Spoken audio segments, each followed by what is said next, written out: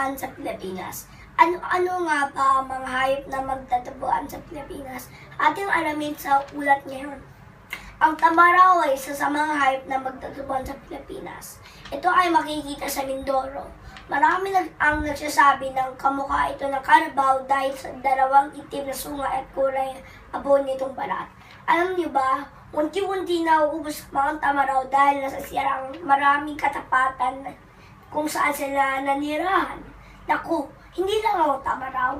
Katulad ng tamaraw, unti-unti din nauubos ang tarsier sa unti-unting pagsira ng kagubatan ng Bohol kung saan sila nanirahan.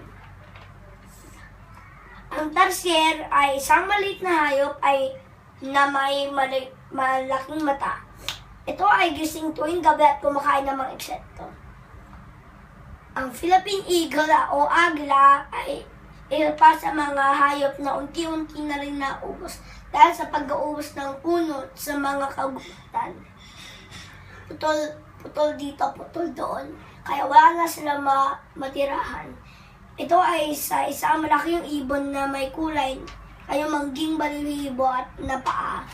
Sa Mount Apo, Mindanao, nanirahan sila sa mga natitirang agila. Puntahan nga natin ang Mount Apo at magtanim po ng puno. Ikaw, ano kaya mong gawin upang hindi maubos ang mga hayop?